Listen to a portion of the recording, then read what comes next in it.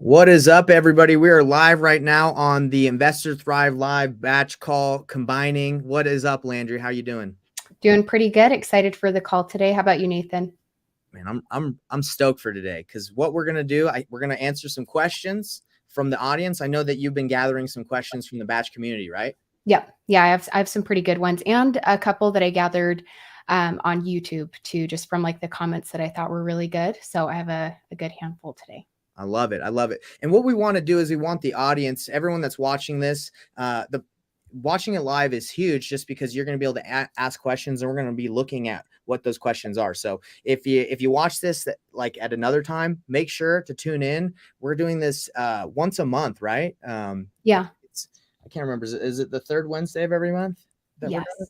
Yes. I think it will be the third every single month.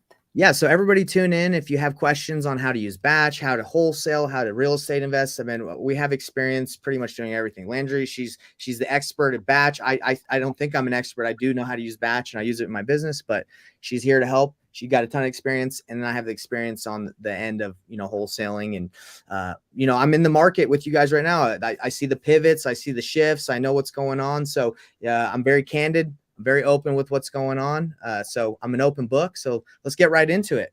If you're ready to go, I'm ready. I'm ready. Let's do it.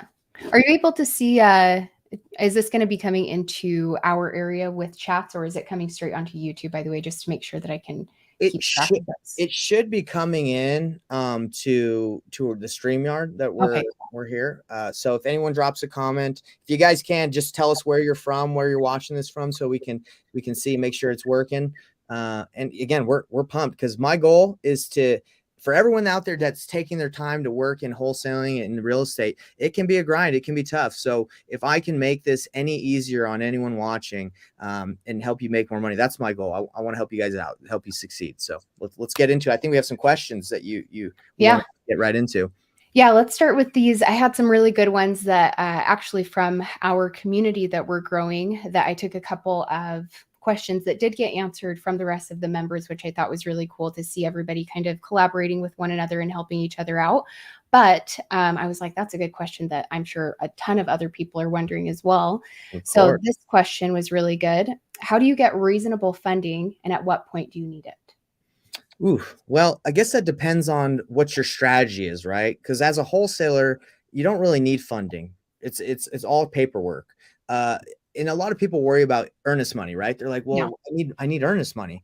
The way that I wholesale, 99% of the time, I never put down earnest money because I have a buyer that I use their earnest money for my earnest money. Right. So, for example, let's say that I'm talking to a seller and I sign a contract with them and I say, I'm going to put down $100 for earnest money. They never really have a problem. But if they do, I say, hey, what's the issue with the earnest money? They're like, that's not enough money. Well, I'll say, well, what were you looking for? 500. Okay, we can do 500.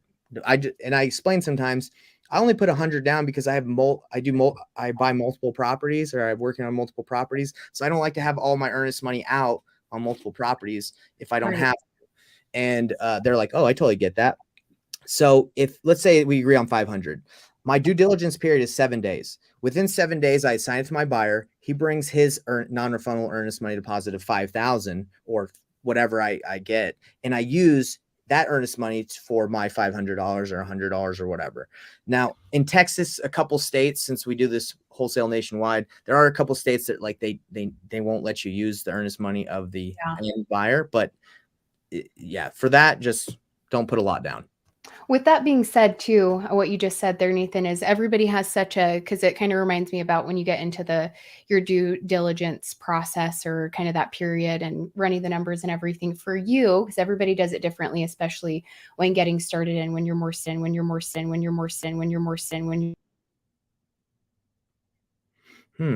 I don't know if that it looks like she just popped off. Let me I don't know what happened. Looks like her device connected, but hey, I think what she was just elaborating on the earnest money potentially.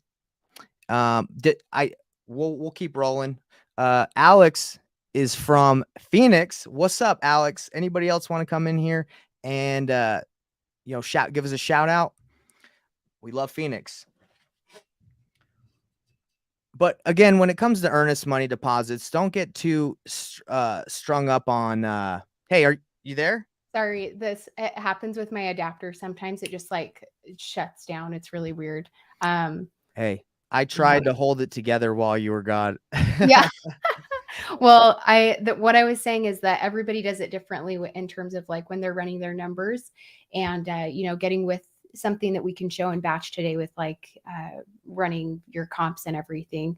Are you going after when finding a property you're interested in, immediately making your offer and then running your numbers, or do you like to run them first and really do the work? Because some people will say that's a waste of time, make the offer and then run the numbers after. What are your thoughts? I don't like running my numbers before I get a hold of them, because that is a waste of time.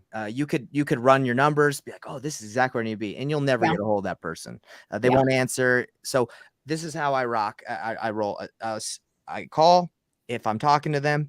Then I run the numbers using Batch. I use Batch and Zillow when I'm running comps, like hand in hand, and while I'm on the phone. Now, if I can't concentrate, I do have the dual monitor, so it's really easy to run both. If you have one screen, it's a little bit more difficult, but I try not to run. I'd say like never run the numbers before you call. A lot of newer noobs, it's okay, we're all noobs, like to get stuck in that. They're like, well, I got to know the numbers. No, you don't. You need to find the opportunity and then you run the numbers. Love that, because I know that's a big thing to get hung up on. It's like what comes first, finding, everything needs to be perfect before you make that offer, because it just comes down to making the actual offer. You never know what somebody's going to say. I think that's a big thing. 100%. And it does stop a lot of people. So I do coach. That's kind of what investorsthrive.com is. Check it out if you guys are interested. But a lot of people, they do get stuck on, what's going to happen down the line. Like, what would I say if this happens or this happens? I'm like, the only way to learn is to fail, right? Like, I can't tell you everything to do. You're going to have to do it and figure it out. And I'm here, or anybody else that is there to mentor you or work with you is there along the way to answer those questions. But you can't prepare yourself for everything. And when I started wholesaling, I came from the door-to-door industry. So I knew the only way to make money was to go talk to somebody, to go take action. So I started just knocking doors when I first started wholesaling and be like, hey, are you selling? I had no idea what was after that, but I was going to figure it out. So I want to let everyone know that's watching this is don't get hung up on the earnest money. Get a deal first, and then you'll worry about the earnest money. And then you can come on Batch and say how to get earnest money. You can come on this call and we'll answer that question. But make sure you're taking action. That was a little bit of a rant, but anyway. No, it's a big thing. When I first, right before working for Batch, and then I have some other questions we can jump into, but right before working with Batch, I used to go and door knock a little bit with somebody on my brother's team. Mm-hmm. And one time I did it, or a couple of times I talked to the seller, and it was just like that, where I had my opening line of asking them, are you interested in selling? We're, local investors. I didn't know what to say after they replied. I was just like, okay. And I was listening to kind of the story of their property. And after they finished, I was like, don't know what to say. So it kind of just, you go with the flow and then you learn. You learned quick, I'm assuming, because you're like, I don't want to be in that spot anymore. Yeah, I was like, I don't think I did it after that. Again, I was a little nervous, but I made him do it. Yeah.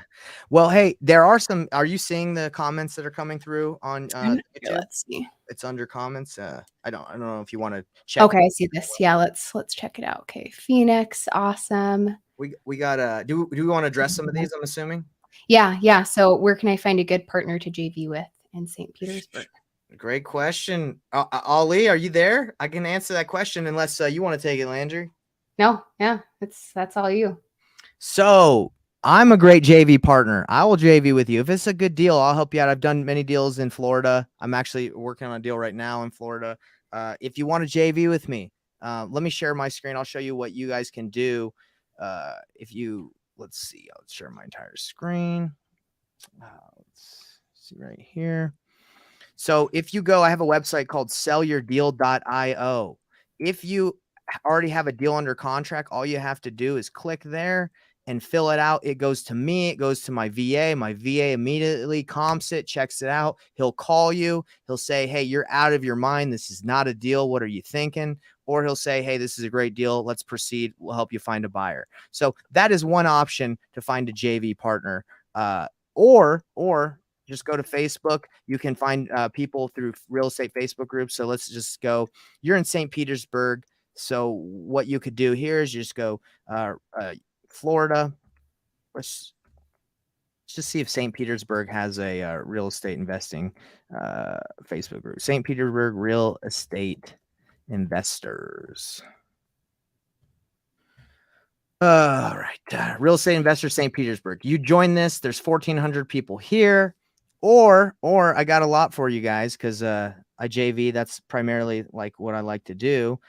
You can go here under comps and JV deals, and this is my community. I'm sure, Batch, if you guys don't have a channel for JVing, you guys should. But yeah, many people put deals in here and then we talk about it. And I've done several deals with people in my community through them posting. I actually think even I posted a deal in here recently. Hey, I got right here. Hey, I got a deal to dispo. Anyone got buyers in Del Rio? I made a landing page for it like this. I put it out there. I said, hey, bring me a buyer. I love JVing with people. I want everyone to get paid. So I kind of went overboard on that answer, but I gave you like multiple ways to find JV buyers. There you go. There you go, Ali. I hope that answered your question. Let's see if we have anything else. That's awesome. By the way, I really like that form that you can just fill it out. Makes it really nice and seamless. Appreciate it. Are you able to actually click on the comments and have them pop up on the screen, or do I have to do that, Landry? Yeah, you have to do that. I'm not able to. I'm giving it a try right now. So which one do you want to check out next? All right, let's see. I like this one from Alex. I'm looking to wholesale out of state. What market do you feel is the most saturated and easiest to get into? All right, I'm looking to wholesale out of state. Do you want to take that, or do you want me to take that one? I personally, just to clarify, I don't have my own experience in doing deals. I just talk with a lot of investors, so not me. You serious? Come on, you seem like one of the top investors. Oh, whatever. That's fine. No, not me. That's gonna be all you. All right. What market do you feel is the most saturated and easiest to get into? This is the way flipping works. As a wholesaler, our end buyer or the person we're selling our deals to are flippers, right? So you want to go to areas where there's the most flips. And if there's a lot of flips going on, that just means that there's a lot of competition, right? Like that's usually what happens. Now, if you go to the middle of North Dakota, South Dakota, Montana, there's not going to be a lot of competition. So you finding a deal will be easy, but selling it will not. So Utah, where I'm at, very saturated, lots of investors. I was calling in Memphis today with one of my students, and I was talking to an agent. I made an offer to an agent, and he's like, oh yeah, you're never going to find a flip here. If there's a flip opportunity, I'm going to take it, or an agent's going to take it. So, but that's not true. It was his mindset, right? His mindset was that there wasn't any opportunities for flips unless you went and found it yourself, like by knocking doors or something crazy. That's not true. So it's all here.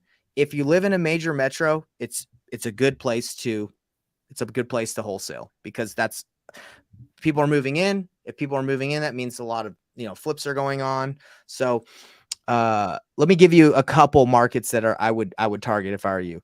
Atlanta, money. Well, let me actually give you. I'll show you instead of me talking. I like to show. And if you guys watch a lot of what we're gonna do, it's gonna be showing instead of talking. It's gonna be a lot of talking too, but I like to show. So let me go here. So there is these are buy box criteria. The way I teach people how to wholesale, it's called painless wholesaling. It's reverse wholesaling. You find your buyers first, and then you go find them deals. So I put the buy box criteria of my buyers in here, and then I go look for deals for them. So if you want to know the best places to wholesale right now, this is a hedge fund that's actively buying. There's not a lot of hedge funds that are buying right now. A lot of them pulled out, but this hedge fund's like, yeah, we're still going. And these are the cities that they're buying in: Atlanta, Tampa, Orlando, Dallas, Oklahoma City. If I was a wholesaler, starting off new, I would target one of these areas. If you're brand new, because you can't handle them all, it's too much. Pick one, and you at least have a hedge fund that's buying there, or that this is a hot enough place that this hedge fund that has thousands and thousands, millions of dollars of other people's money to invest, they're trusting in these markets to put their money, even when the times have been kind of funky. So Major metros are good, but these are the top, in my opinion, right now. Landry, how do you think I did on that one? I like that a lot, especially because once again, coming back to the idea of like, should you find your buyer or your deal first kind of thing? Like that's even a video we did back in Batch TV a while ago, but talking about like getting the deal takes the skill or the most skill anyway. So it can be really helpful, especially for people getting started to find their buyer first, which I really like that method that you're talking about. So getting an idea of like what are you actually looking for, just so that I have an idea that when I'm going out to find deals, like they're going to be for you, like you're going to already want them. That's one of the biggest problems I feel like new wholesalers have is they don't really know what they're looking for, right? Yeah. And they'll spend months and years following up. I did it. I spent months and months following up with someone that eventually was like, yeah, I'm ready to sell. And it wasn't an opportunity. The area was bad. It just wasn't something that worked out, but I didn't know because I was I was new. So you can Yeah. waste a lot of time if you don't do it this way. Yeah, that actually brings me into another question, which kind of ties into something in like where I live is that there's this property, I'm over here in Tennessee. And when me and my husband first moved here, we were driving past this neighborhood and on the corner, it's probably like 900 square feet, this property. I think I looked up the details because I was just like, what's going on Right. with that house? Completely boarded up. And this comes into a question that we just had into the community the other day, Of course. which was basically, would you go after properties that have all of the windows and doors boarded up? Because that, for example, this property, this is a different one that the community member was talking about, but it was the same Right. scenario, like everything boarded up. So I know that at first it's like, oh, nobody's living there. Like that's definitely distressed. What do you do with that? What are your thoughts? Because I know that that can sometimes not be an opportunity after all. That's why I love batch leads, right? Because you can look and see who owns that. And Yeah. usually quickly you'll see that the state owns it or like I think in Utah, the transportation like system buys a lot of properties like that, Oh, and yeah. just so they can build in those areas. So you could spend a lot of your time just like thinking, or you could just look at batch and be like, okay, that's the situation with that property, quickly. So usually I see those and I don't even think about them because the situation is someone is like visibly it's a great area, it's just a random house. It's like, okay, they're going to do something with it, but you can call if you want, it doesn't hurt. But I mean, what do you do if it is owned by the bank, at that point? I Like, don't is there mess something? I Okay, don't you just leave it alone. I leave it alone because when Yeah. the state owns it or the Utah Transportation Department or whatever industry, I guess, company that's doing it, they usually have like a big plan, and I would be making an offer to like flip it or Yeah. buy the land. And I don't think that it might be a scarcity mentality of me being like, oh, I don't think that there's anything going on with that, but I don't know. I don't That's mess with good to know. Yeah, that's really good to know because I think that people getting started, at least even in the beginning, especially like if you're driving for dollars, you're like, oh, that is beat up. Like that's completely nobody's been there in years kind of thing. It can be like, oh, that's perfect. Maybe. Yeah, So, it's very interesting. When I first started, I'd see those houses like that are boarded, and I would look up the owner, and sometimes the owner oh, wouldn't like come up. So I would look up who was related because when you skip trace, you sometimes have relatives. So I would look up and skip trace the relatives and go knock on their doors and be like, hey, do you know who owns this? And yeah. they would sometimes, when I did it, they'd be like, get out of here. We have so many people come by and ask. But that is a way to get around that. If it is owned kind of in a funky way, you can reach out to the relatives. Yeah. But what is your I time mean, worth, right? yeah, I was about to say, I guess you just kind of go with the flow. And if you want to pursue it or not, Yeah, maybe just you avoid. want to spend your day driving all over the place trying to knock on people's doors. What Yeah, I exactly. Yeah. Let's see if we have any questions in here. Jordan did say, hey, I'm always willing to JV. So hey, there you go. Connect Jordan and Ali. This is what we're here for. Connect everybody. Yeah, it's so much fun to see everybody kind of, even in the community. I'm sure you see it all the time too. People getting into maybe new markets and being introduced to that through other people that are working there. Here, let's. Do we want to let's finish up Ollie's? So Ollie said, thanks, Nathan, but I didn't answer because correctly because he had to go a little deeper. I So see. let me answer this. I'm more looking for a local partner in St. Petersburg to go look at properties. example, working on a current deal, but seller won't accept the offer sight unseen. Mm. Totally get it, Ollie. So you got to be careful about these, because I just talked to a real estate agent this morning in Memphis. I'm not in Memphis. And he's like, you have to go see the house before I even will accept your offer. Okay. So now if I didn't have experience, I'd be like, okay, well, I got to go find somebody. I got to go. And that could take me all day or maybe a couple days. But what I said to the agent, I said, look, I'm willing to send someone out there if you accept my offer at this price. I'm not willing to do all this work, go do this, and then I say, hey, this is my offer, and you not accept it. I'll do that, but these are the conditions, right? So with that seller, you have to say to that seller, hey, if you're willing to accept my offer, then of course, you, and I'm very transparent. I say, hey, I don't live in St. Petersburg. I live in Utah. I'm an investor that invests all over the country.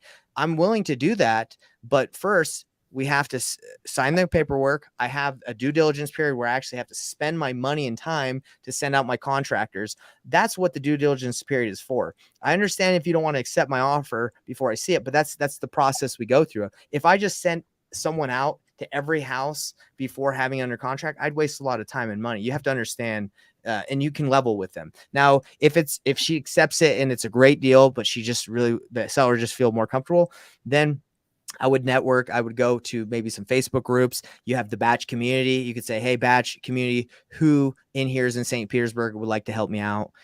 You can pay a real estate agent like $20. I've done that before. You can just pay them to go take pictures for you. There's another service called TaskRabbit where you pay like $20. It's an app. I don't know. You basically put the task you need and people can bid on it. Oh, and that's another way. that's cool. Can I tell you a story real quick of how, like, what I had to do one time?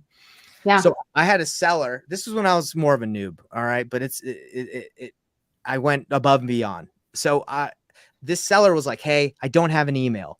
And he accepted my offer. So I was like, man, I can either mail this, but I don't want to mail it. Yeah. So it was like 9:00 at night, and he was a truck driver. So he was only at his home in Texas, some city in Texas, for like one day out of the month. So he got home, and I was like, dude, if I mail this, it's not going to get there, and I'm going to wait another month. So it was 9:00 at night, and I was like, who can I call that will go and print off a contract and drop it off to the guy, have him sign it, and then he can mail it back? So I started calling all these print shops, and I was just trying to negotiate, like, hey, will you just go drop it off? All the print shops were closing. It was 9. The only place that I found that was open was AutoZone, and like all these random like oil company places, like oil change places. So I called AutoZone, and I was like, hey, no, this is weird. I know you guys got printers. Can you help me out? Can you print this contract off that I can email it to you and we drop it off? And the girl was super cool. She's like, of course I can. Oh, so what? That's crazy. I know. Isn't that crazy? So she printed it off, and I gave her the address. She's like, oh, this is in my neighborhood. Yeah, no problem. So she went, dropped off the contract at the guy's house. The guy got the contract, didn't sign it, and ghosted me. So I wasn't expecting that. You're like, and then it was just smooth. No. He ghosted me. So what I'm trying to tell you guys is, when you got to jump through a lot of hoops for these sellers, you got to be careful, because sometimes they're like, yeah, I'm not going to sell this until you see it. And then you're like, you do all what they want, and then they ghost you. It doesn't work out. They don't accept your offer. So you set the terms, you be in charge, be like, hey, look, this is how I roll.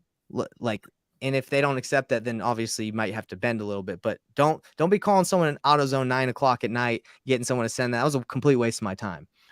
I mean, but I think that there is something that's noteworthy with that too, is that, within your business, and just like with anything, you just don't know what somebody's going to say until you ask. It's the same thing, I feel like, or the same like mentality with making offers and what have you. It's like, you don't know. AutoZone, I would never guess it. Somebody'd be like, yeah, no problem. Let me do that. That's crazy. Yeah, taking action. I love that. Yeah, but knowing what I do now, it's like, hey, I probably would have said, hey, man, like, you can just get an email. It's pretty easy. Let's get you set up. Yeah, probably. So it's all good. And then Ollie just said the struggle's real. Well, it is, but that's when I first started, brother. I would never do that again. So I'm giving you that advice to don't bend too much for sellers. They'll they'll make you do crazy stuff. Let's see here. I think there's a question from, and then we can pull up some batch here. Alex says, when using batch for virtual driving for dollars, how can you save your route and create a list of properties to skip trace? Awesome question. Let's do it. Here, let me get this up. All right, let me know when you're ready to share that. By the way, driving for dollars on batch is awesome because you can do properties. You can create a specific list, go skip trace it. Driving for dollars is huge. One of my biggest deals when I first started, it was like a $48,000 deal, driving for dollars, just marking properties.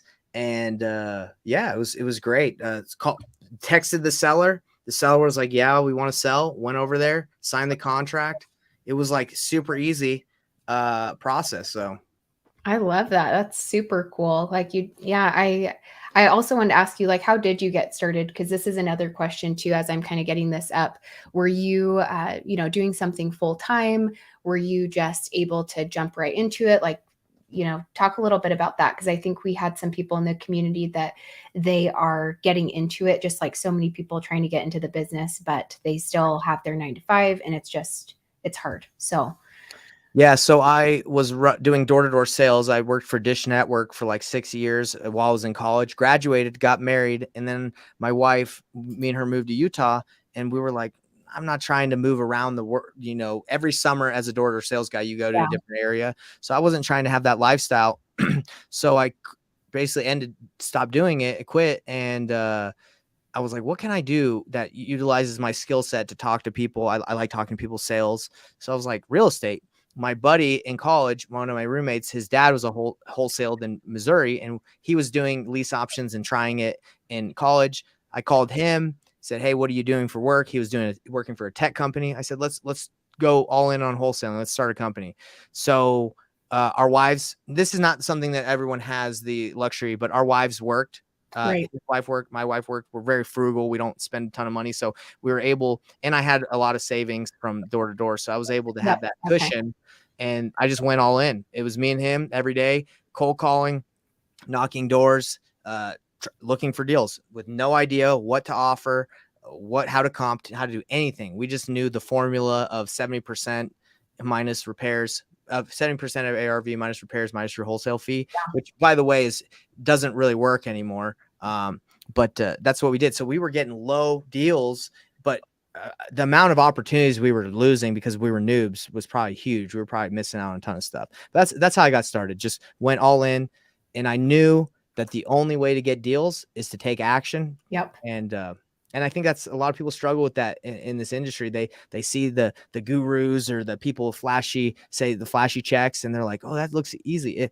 It takes a lot of time. It takes a lot of commitment, and it's pure action. That's how it happens. Yeah, the consistency. I know that everybody hears it, a million times over, but that's the big thing for sure.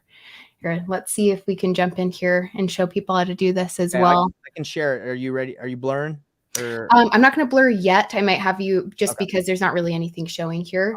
But yeah, I do think that that's so cool. It just depends on like your situation and what you're able to do, and then just jumping into it. So thanks for talking about that. I was wondering. And for those that have a full 9 to 5, you can do this. You just have to, schedule your time correctly, and it's all about the offers. If you're not making an offer, nothing can get accepted.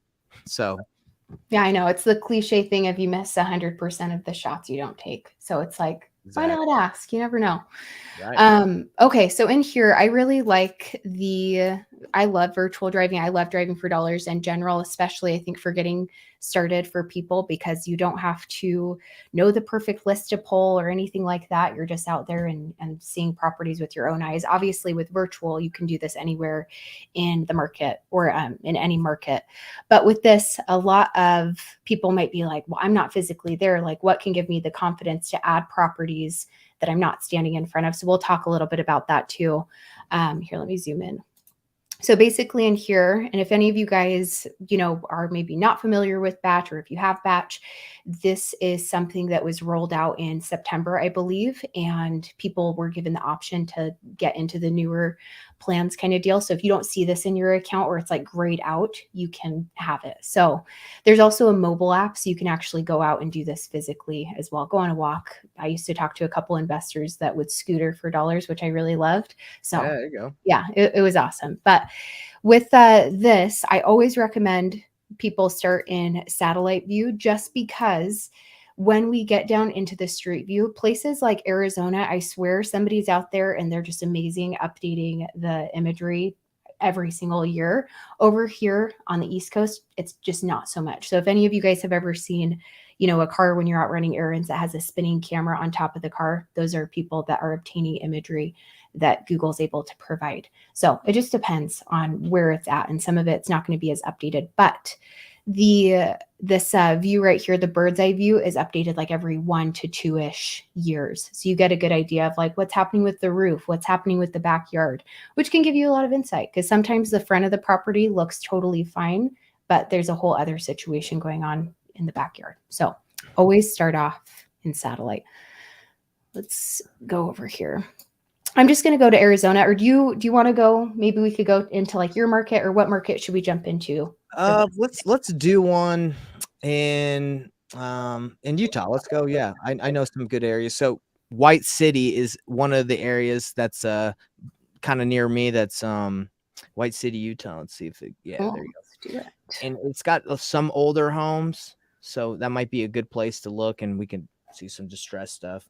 Okay, cool. So at this point, then it's, finding your area and then just start zooming in to kind of see what's going on. And super quick, I want to let everyone know, in the strategy that I teach called painless wholesaling, if you start with the end in mind, you have the buyer in mind already, instead of just randomly picking a random neighborhood.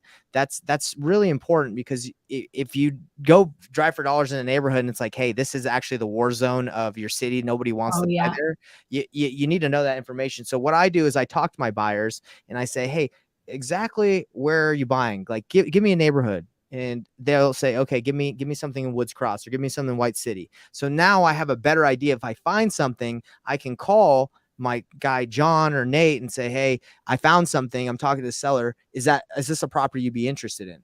And that way you're already 10 steps ahead. And if you just picked a random neighborhood and you don't know who you got. So that's what I want to let everyone know. Try to do it that way, and that will save you a lot of time.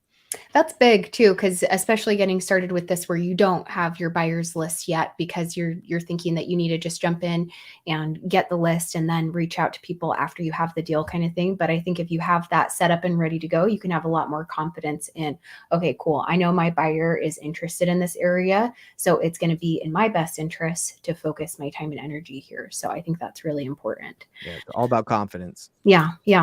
Let's check it out. So I would be looking for, obviously, depending on the market, maybe empty or green pools, damaged roofs kind of deal. Nothing, obviously, you're going to be jumping down there to check it out a little bit more. But once again, just to really clarify for everybody, if you go into a market, which right now you guys will see when we drop down there, we don't have the date showing just yet. In Google, you can go and cross-reference if you really want to know when the picture was taken. But this view will give you a good idea of, kind of what's happening. So let's just start here. I'm seeing this property right here. Looks like there's a bunch kind of going on in the yard, like a bunch of maybe cars or trash piled up. The neighbor kind of looks that way too. So let's just start here and not overcomplicate it. I'm going to drag and drop my Google icon. Love it.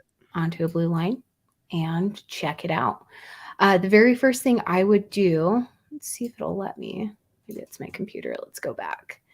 The very first thing to do when you're down in the street, I always track my route, because it won't do it for you automatically. So you want to make sure that you're tracking where you're going to. There we go. Let's get out of this cul-de-sac real quick.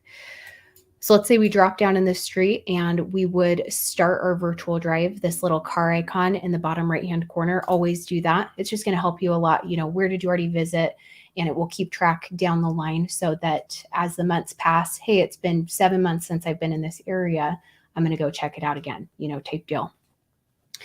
But I'm just going to click on the arrow on the road to kind of move forward and check out the streets. Everybody has kind of a different method, especially when you're doing this virtually, because you're not physically there, being able to turn your head really quickly. So you could always start with one side of the street and kind of just stay in one area, I guess. And then when you're done, flip around and check out the other side.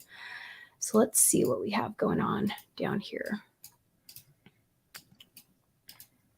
What would you say, and now talking about maybe avoiding properties that are like completely boarded up and everything, what would you say you're looking for when you're driving for dollars, or when you got that deal, Nathan? I wouldn't say avoid them. I'd still mark them, but just know that there's usually something going on. If it's like a really boarded up house on like a main road, that's usually what we find in Utah. But if it's a boarded up house in the middle of this neighborhood, yeah, definitely mark it.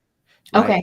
Depending on kind of the area and everything, kind Yeah, of what's going on there. when I see a lot of boarded up stuff in Utah, it's mainly on main roads where there's probably they owned a lot of land and someone bought it. I see.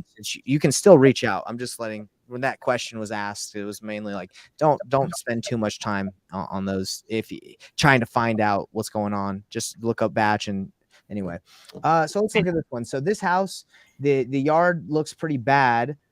So who knows what they were doing, but this would be potentially something that I'd be like, bad yard. That for me, that's a check mark. Yeah. Okay, someone's got a bad yard.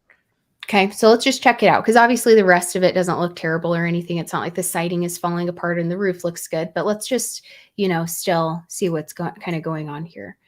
Here, I probably should blur this out. Let me ask you a question. When you drive for dollars virtually, do you dive in to look at the data, or you do? Okay. Yeah. Usually I would, just at least with showing people, like if you wanted to, if you are more, on the analytical side where you do want to kind of soak it up as you're looking at it, or it just comes down to, do you want to just like bust it out and be like, I'm going to get 100 properties added today and then go in and spend my time once I get to it, which is probably the better way to go about it. Would you say kind of just get them in your account? Yeah. The way that I am, there's so many, you have to go through so many opportunities to find for so many leads to get an opportunity that I don't want to waste my time, like looking at data. Or that's just me. I could be wrong. There could be people that are just like the snipers that are like, oh, I have to get a hold of this person. For me, it's like, okay, call, or mark a bunch of properties, because I could waste a lot of time. I see. Okay. Kind of getting that group together, reaching out to them together, kind of doing it all to, at once. And I'll dive in once I can get someone on the phone or someone responds. That's okay. how I've looked at it. Cool. All right. Well, I think it's probably fine with just this. I'm just going to click save. You guys could definitely jump into the details. I'm going to skip over that for now, just because a lot of the information we're not able to share on YouTube. So if anybody wants to, we definitely can. But just to answer Alex's question about how easy this can be to just get in here, track your route, where are you going, and then add your property. So let's say that we want to add this one. I'm going to just add it to a list I already have in batch leads. It makes it really easy to find my data the way I organize them. And I'd love to hear your take too, Nathan, on how you do it.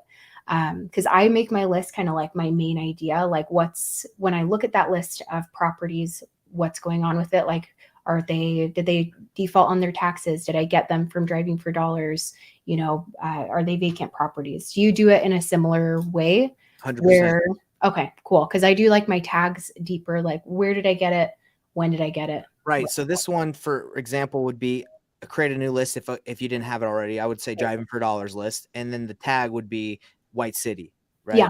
Or the neighborhood you're driving, or maybe even the day. I don't know. Yeah. Sometimes with driving, if you, because usually when we're talking about driving for dollars, I don't know if you used to have a KPI in mind for that. Like I might be telling people, try if you can, if you have the time and the bandwidth to get 100 properties added 5 days a week kind of deal. Would you say that that's a pretty fair kind of number to aim for, or like way overkill, or what do you think? It depends on what area of the United States you're in. So like in Utah, there's not that many bad looking homes, because I wouldn't say it depends on the area of Utah, but a lot of people take care, and the weather doesn't really impact us that much. Like in Texas, the Midwest, there's a lot of distressed looking properties, but you'll see in this neighborhood, it'll probably be different for someone. They're like, oh, that doesn't look that bad. And because I've had the experience here, I'm like, that's probably an opportunity, or that's probably a lead. That's important. To keep in mind, especially if there's anybody here maybe getting into other markets and exploring that to kind of see it's going to range. It's going to be different. Same thing with the way you run your numbers and everything. So, Right. okay, let's add it to I have a virtual driving for dollars list and a physical one, just so I can kind of keep track. Like, what did I add in person? What did I add on my computer? Great. And then I'm going to just do a date that I can come back to, because this way, since my route was being tracked, then I can be like, okay, cool, that was in, White City. So what is today? The 15th. 15. Oh, my keyboard wants to work. 3, 15, 23, and click save. So this is how you would kind of start with Alex's question here of, adding your properties, finding something, and now it will mark it as saved. So I don't have to question like, wait, did I hit that one already? Type deal. Let's say I want to add the neighbor. Same kind of process. If you want to go about it the quick way, click save, add it to your list, and move forward. And then once they're saved into your database, I'll show you guys how you can just skip trace them in bulk to move forward and actually reaching out, as long as there's no questions on this virtual side before I get out of it. But let's save this one too. And do 3, 15, 23.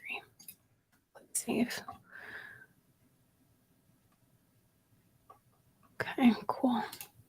And yeah, if any of you guys are wondering about Batch, or you're looking for a system that can, pull data, or like with a kind of a list format and drive for dollars and have a mobile app and be able to market through mail, depending on your plan, texting and so on, check out Batch Leads. You guys can click on the link in the chat to do a trial. And then you guys can always attend like trainings and stuff like that I also help out with and host. So, What's funny is I think of Batch mainly as like wholesaling, right? Or for wholesalers, real estate investors. But my buddy, my business partner, we actually separated. We're all friends, but he went a different way. He is doing epoxy floors right now. So he's doing marketing for flooring. And he's like, dude, can I use your Batch account to send out some mailers to some epoxy like leads? And I'm like, sure. heck So yeah. it's not just real estate that you can use this for. You can use it for mail, like marketing to pretty much any type of industry. So it's really cool. Yeah, I had somebody I talked to in the past that was using it for their landscaping business. Obviously, other people getting into your roofing companies and so on. So it's really cool to see, especially in the community, people saying like, "Hey, this is what I'm doing in my business," and to see that grow outside of just wholesaling. There's a lot of people using it for different things. So, let's stop this. So basically, you'll stop and save your route. It'll kick you out of there, let you know how far did you go, how many properties did you add, and how long did you spend on that. So you can really start keeping track of like, what do I want to be, or the amount of time I want to spend on this, and, kind of go from there. So I can see where I've been. And also there's been an update in Batch 2. If any of you guys do have an account, if you go to the gear icon in here, you can now see all of your past routes on the map, which is really cool. So you don't have to like click through, different routes that you've done in the past. You can see all of the ones here. Let's zoom out a little bit. That's you can huge. see all of that one. Yeah, it's so nice, because then I don't have to hit a neighborhood that I've already been to, because I'm kind of like going down the list of my hundreds of routes. So let's do this, because I've been in Arizona. If you train your virtual assistants to do this, you can pay someone like $3-4 an hour, maybe even $2, depending where you're getting them in the world, and they can pretty much probably get your whole city or your area within a couple weeks if you just have them do this primarily, like this is their main task. Yeah, I actually had somebody I talked to probably 2 or 3 months ago, that they had too many cold callers on their team, virtual assistants, but they had basically like become like family. They didn't want to like take them off their team, because they wanted to still provide an income for them. And I was like, why don't you have them virtually drive? So they started getting them up on driving while making calls. So maybe somebody can take care of, they just didn't have the volume to have both of them cold calling all day. So, this is a perfect way to be generating leads with somebody on your team. So let's go over to my list. So basically you'll track your route, you'll add properties that you want to, the system will take care of everything there as long as you're tracking. And then in my list, this is where you're going to be able to see all of your properties, where you have them organized by like those lists I was showing earlier. And then you can bulk select them. Let's just grab a couple to give you guys an idea, and we can always go into more detail if you guys need to. But then I click actions and then skip trace. So really easy to add the properties, spend a couple hours in the day that you have the time to get it into your database and then get their phone numbers all at once. And then you'll be able to see them kind of all over here. So all of these ones I already have skip traced, but I'll be able to get their info really easy. So let's pull this up. I love it. Alex says, thank you. I think virtual driving will be awesome for my out-of-state lead gen. Yes, definitely. I had somebody, it was a long time ago, like when I first started working for Batch, that I talked to somebody that had their virtual assistant out virtually driving. And I think they got a deal that was like 84,000 that they made from it. I thought that was so awesome. It was over in, what's it called? That's a lot of money. Yeah, it was in Jersey. That's what it was. Yeah, it was pretty cool. It was cool. Let's see what other questions we have here too, because I had some other good ones for you. And then we can jump into like the property details a little bit. Okay. Okay, this is actually a really good one. This won't just, that I got from the community that I don't think anybody answered this one actually. So I got it. I'm like, you'll know this one. So do we as wholesalers need to know the exact number owed on back taxes, if applicable, when presenting our deals to end cash buyers? Actually had a lot of questions about understanding back taxes and running your numbers with that. I've been wholesaling for like almost 5 years. I have no idea. I never asked that question. I usually find that out. My title company will tell me what's going on. So that's not something that I worry about. That's not something on my mind. Maybe that's bad. But if I go to a deal, I'll do a deal, get it under contract at the price that makes sense, and then we go to the title company, we assign it, we find that there's an issue at title, then I would just go back to the seller and be like, hey, we're buying this property, but there's all these back taxes. You're gonna have to take care of it out of your proceeds. Obviously, if they're just selling to me for what it's worth, then we're gonna have to figure out like what's gonna happen. But I usually don't worry about that, about stuff like that until it comes to the end. Okay, kind of crossing the bridge when you get to it and dealing with it as it comes. Okay, cool. Yeah, I think a lot of people that want to learn how to do this, they think about all these scenarios, and it's like, look, something's gonna happen that you can't even imagine, right? So let me give you an example. Like I have this deal in Del Rio, the one I showed you that I'm trying to dispo. 2 years ago, it came across, got under contract for $60K, signed it for $15K, ready to go. Went to title. They can't sell it. They inherited from their dad that died, and he didn't do anything correct. 2 years later, they call us and they're like, hey, are you ready to buy that house? So it's 2 years later, and we're like, okay, well, let's see if that buyer's still there. They can't. The buyer's like moved. He's not interested in that property anymore. And the market in Del Rio is not as hot as it was 2 years ago when I gave her the offer at $60K. So I'm just letting you know, who would have ever thought that would happen? Now I got to dispo it again. I'm probably going to call the seller and say, hey, I'm going to need this thing at 40. We'll see what happens. But everybody that's watching this, don't worry. That question probably wasn't worrying about like the future. Maybe they had a problem, but don't worry too much about what's going to happen. You'll find out when it gets there, and then come on this call and we'll answer your question. Yeah. All the, kind of, what's the word? I always say it wrong. It's the thing, something analysis paralysis. Yeah. I always want to say analyze paralysis. Yeah. I don't know why. So yeah, analysis. 90% of everybody is in there. And I'm telling you, you want to get paid, you got to get out of there. That's the only way you're going to get paid. Yep. Just take the action, move forward, and see what happens. Let's, do you want to maybe talk a little bit? I was going to ask you with, talking about comping a little bit, so we could show that in Batch, and maybe we could comp a property in here. Let me get one up and I will blur it really quick and I'll let you know when I'm ready. Do you want to do something actually? Maybe we can do something in Utah as well, because I use a lot of my same properties just over and over again. So maybe we can do something a little bit better. Kind of. You want to do that? You want to do that Del Rio deal? Yeah. We should. I mean, if you want to, you can blur it out.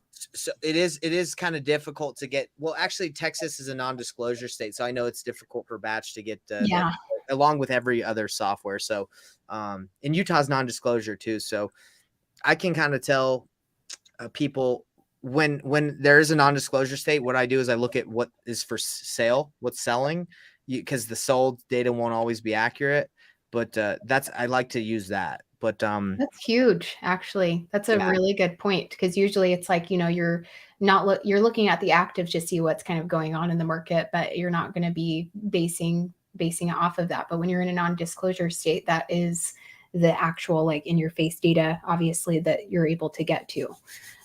yeah. That's really a good point. And when you have a good relationship with your buyers, that they're really the ones that are paying any money. So they're going to tell you if you're off or on. And I think a lot of people, they think they worry a lot about comps too, which comps is good to have like an idea.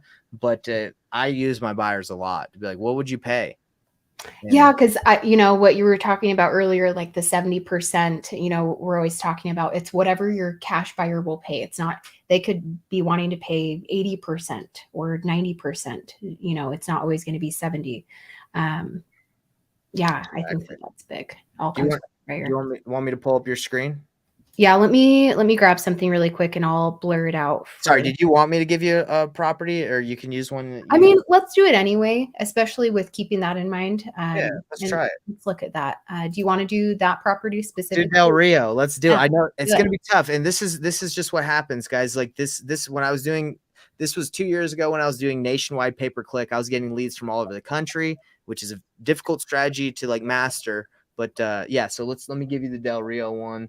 The Okay. address is let's see, 500 West First Street, Del Rio, Texas. And let me know, am I good to share your screen?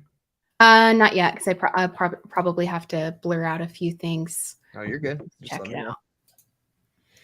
So again, anybody that is in Texas, Utah, any of the non-disclosure areas, what I do is you can network with a real estate agent and get their login.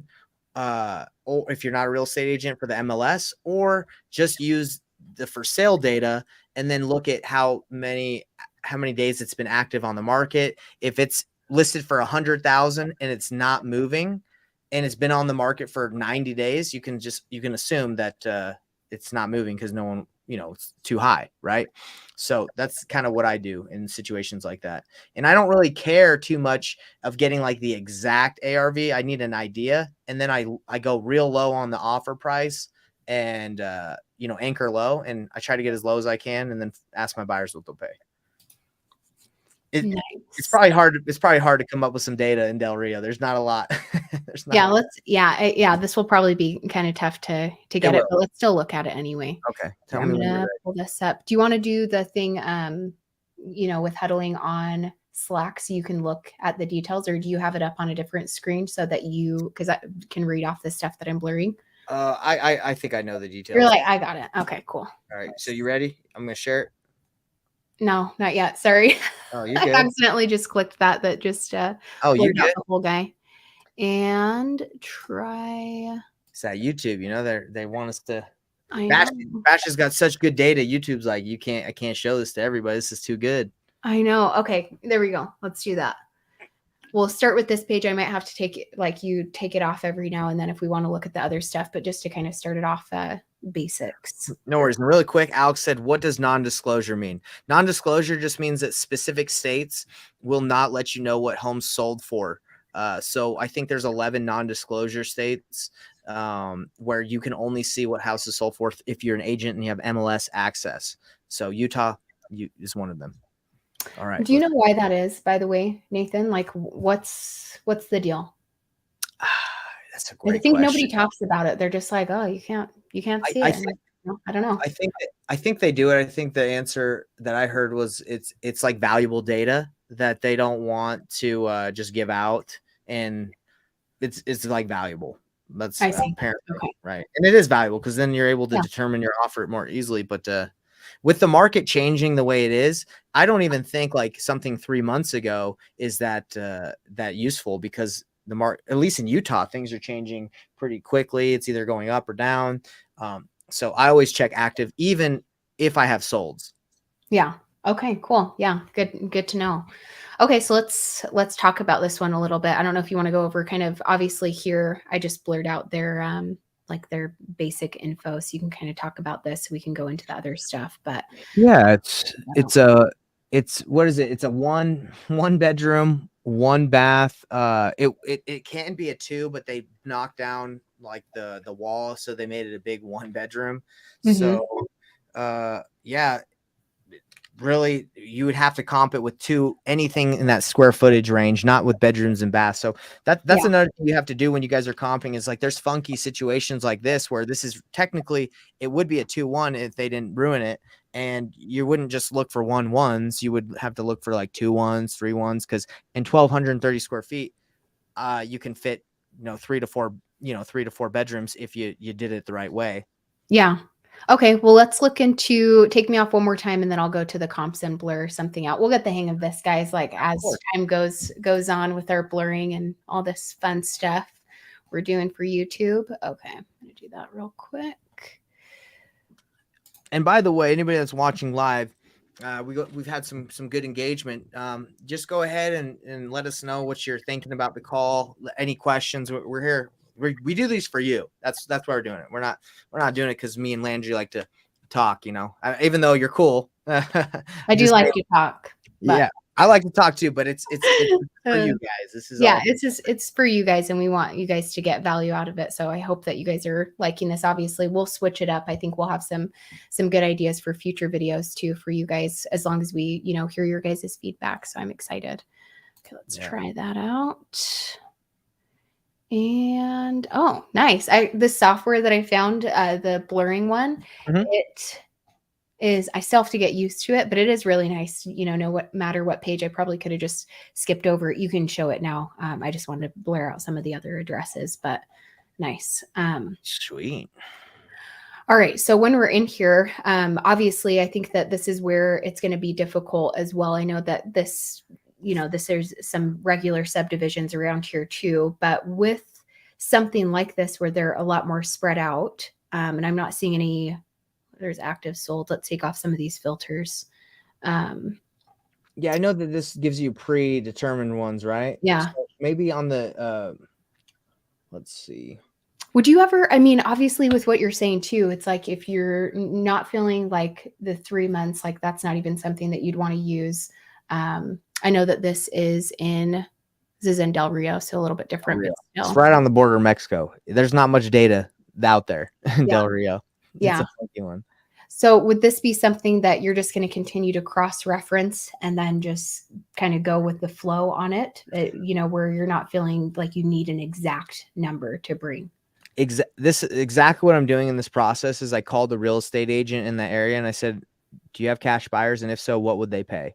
That's what I did on this one. I'm not too worried about comping this out because it really, does anyone want this thing? What are they wanting to pay? And I actually have a text message conversation with her.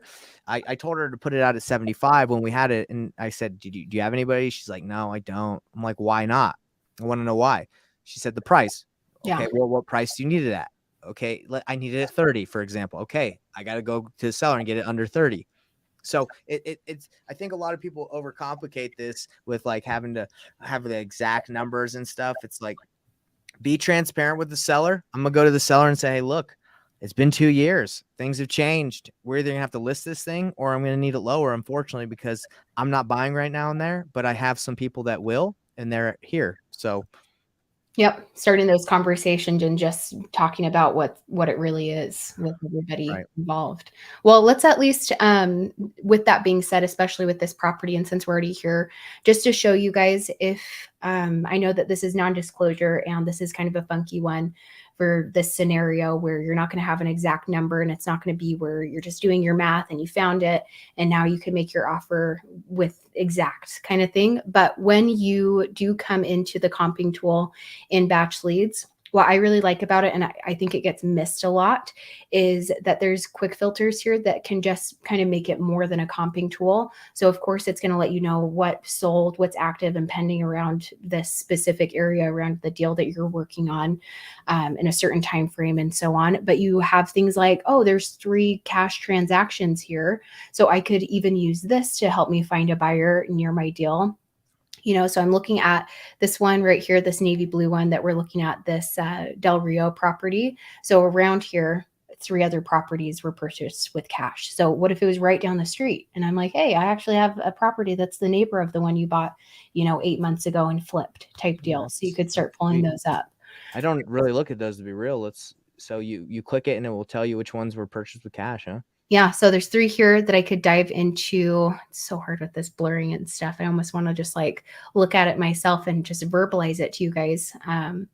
But you could click on that and then go into their sale and loan information. What did they buy it for? What did they end up selling it for? Obviously, if you're able to get that data. Just so you guys know, with non-disclosure states and batch leads, we just have a bunch of aggregated data to get you as close as possible, just like any other software with these type of states. So you can get an idea, but it's not going to be exact. Like we were The estimated value, just looking at it, seems pretty accurate. If someone's willing to buy it they were willing to buy it at 75, they were going to flip it, they probably could sell it for around there after the full rehab. So nice. Okay, cool. Then you could jump into sale loan, tax info, and then the MLS tab right here. Just so you guys know, like what Nathan was talking about, starting the conversation with the real estate agent.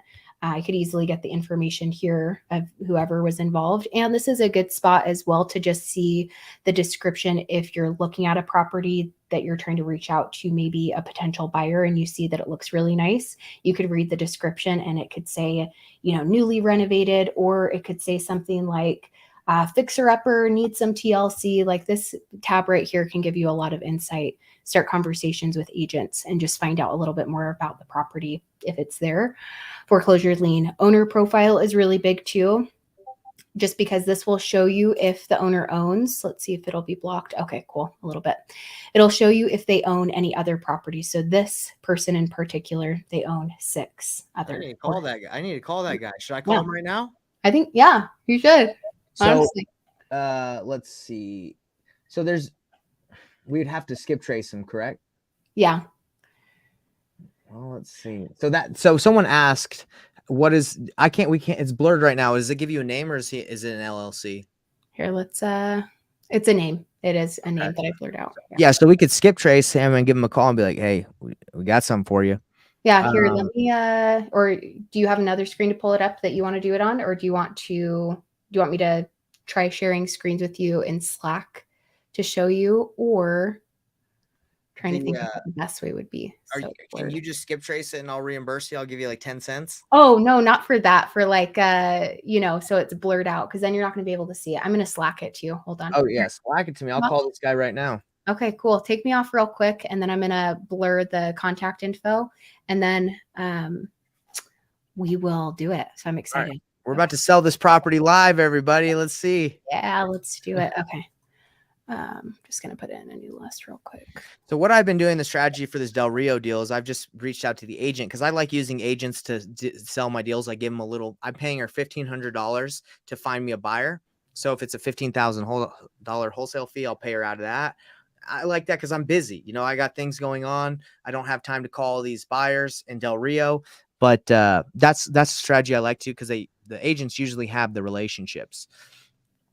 Yeah, I love that. While she is doing this, let me actually call the agent I'm working with. Let me ask her if she knows this guy, because if she's legit, she probably does know this guy. What's that seller's name?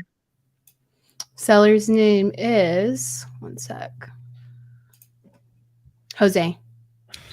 What's this? That's probably gonna be hard in Del Rio. There's you got a last name? A little bit of a language barrier. Oh, no. I see what you're saying. Talking about Jose. Okay. Villarreal. Okay. I'm terrible with pronunciation. I was just saying there's probably a lot of Jose. So if I just say, hey, you know Jose, she's probably like, yeah, that's my brother, dad, uncle. There's a lot of them. Can you see it on my screen? The name now? Starts with Villarreal, I think. That's how you say it. Did you Slack it to me? No. Hey, what's going on, Antonietta? How are you? I'm doing really good. I was calling because I'm trying to sell this deal. I know you're trying to help me, but I saw that there's a buyer that like kind of bought a property close there. And I thought you might know him since you're an agent there. His name is Jose. I think it's Jose Villarreal. I can look for him. Let me see. Apparently, he's has like 5 or 6 properties. So I know you're pretty tapped into the market out there. Yeah, it's Villareal. So Villarreal. Yeah, real. Villarreal. Yeah, that's right. And yeah, so I don't know. I thought I'd ask you just in case you knew him. I was gonna try and call him, but if you knew him, then maybe it was not gonna be worth my time. Do you know the address, the property that he bought? Yeah, I do. Do you have that, Landry? The property? Yeah. I know you. If you went to the other properties that he owned, that tab. Sorry, I'm just working with one of my partners on this one. So, kind of, can you tell me a little bit of the feedback on this? Like, have they just been like, "Oh, wow, I need to be way lower," or what's the situation? The thing is that the person that wanted to buy it at first, but she went again, and the house really looks. I mean, it's been empty for I don't know for how long. Yeah, like 2 years now since we last talked. It is not the same as when she saw it, so that's why it's for work. So is she interested if we can give it to her at a lower price, or is she just completely out? No, she probably is just at a lower price. What price are you thinking? You know what? The same conversation we're having right now, I'm going to have with the seller. I'm going to have to say, hey, it's been empty for 2 additional 2 years. It's probably got more damage, more stuff. So I don't have a price that I would give it to her at in my mind. I just need to know what makes sense for her. And then I can go renegotiate and get my fee in there. And then obviously we'll pay you for bringing the buyer. Okay. Well, let me see the price, and then let me know how much, and then we can go from there. Well, can you check with your buyer and see what they would feel comfortable paying, and then I can just reverse engineer it and go back and get it lower and have my fee. I think that's the best idea, is just see what your buyers are willing to pay. Okay. Yes. Let me talk to her then. Okay. Do you still want the Via Real? Do you want us to know what properties he has in case you want to check with him? Just in case, that way we have 2 more options. Okay. And I appreciate you working with me. You're very responsive. I thank you for helping me out, because I mean, I'm trying to get you paid. I'm trying to get this done. This has been 2 years that we've been working on this. We deserve to get paid. I know. Thank you. Okay. All right. Well, do you have any questions for me? No, just whenever you know the property that Jose Villarreal bought, just let me know, that way I can touch. Okay. And just tell me as soon as you know from your buyer what they'll pay, and if it's something we can do, we'll just wholesale it to them. And if not, I'll have to go renegotiate it. We can probably still get it done. Okay, sounds good. Thank you. Thank you. Yep. Bye. Love Right that. there. Love it. So I'm going to take these screenshots you sent me, and I'm going to stick her. I'm going to say, get him. Go get Jose Villarreal, because I don't want to. I don't want to have to go find him. But she's got the opportunity. Maybe she'll go knock on his doors. I love that. Relationships, starting conversations, and so on. I know we missed a question. I know we're like over time. I want to see if we can answer it before we hop off today. Of course. Thanks for doing that. I think that's really cool for everybody to see that, it doesn't have to be, it can just, I know that you have a little bit of a relationship with her, but still, you got to start somewhere with starting the conversation. So we'll check this out. I talked to her 2 years ago, and then I texted her. I called her 2 days ago. That was our third conversation on the phone. So it's not like me and her are tight. Like, but when I call people, and that's the thing. That's cool. I love that. Yeah. So everybody that's on here that watched that, it's not like me and Antonietta have hung out and we're best friends. Like, third conversation, we both have a common goal. You're getting paid, Antonietta. I'm getting paid. Let's get this done. That's our relationship, right? Nothing else other than let's both get this done. Yes, love it. Okay, well, this last question I think we should answer is from Reen. What's the best way, and I hope I'm pronouncing your name right. If not, I apologize. What's the best way to get buyer info if they bought in a entity and or LLC? What do you usually do for that? I'm kind of lazy. I just asked the agent that represented the buyer. Usually that's where I find the LLC is. I look at it and then it was listed by a real estate agent. I'll just go to the agent and be like, hey, I'm a wholesaler. Is your buyer looking for more deals? If so, can you bring this to him and I'll pay you a fee? I don't really try to find the LLC, like the owner of the LLC, mainly because they're probably busy. They got like, I own some LLCs. So if someone were to like go through and find out who I am and then call me, I probably would say anyway, hey, go talk to my agent. or go. Yeah. So that's number one. I just go through the agent, right? I don't mind paying an extra 1,000 or 1,500, 3,000 to not have to deal with finding someone. And they have that relationship already. They already trust the agent. So I don't have to try and build that. Now, if I want to find, then you're going to have to either skip trace that LLC or just search it online and see who's the owner. It is time consuming to do that, but that's the only way that I know how to do is you'd have to actually search it. Yeah. I think that that's a big one. So agents are valuable relationships to have. They're huge. Yeah. I love agents. They're great. I think, and when I first started wholesaling, I did not want to work with agents. I thought they were bad. I thought they were trying to like take my deals, but then I'm like, if you change your mindset and you're like, hey, they're trying to get paid too, you can work together. They're the expert in their area, especially if you're doing virtually. You don't know as much as they do. That's their primary area. So use them.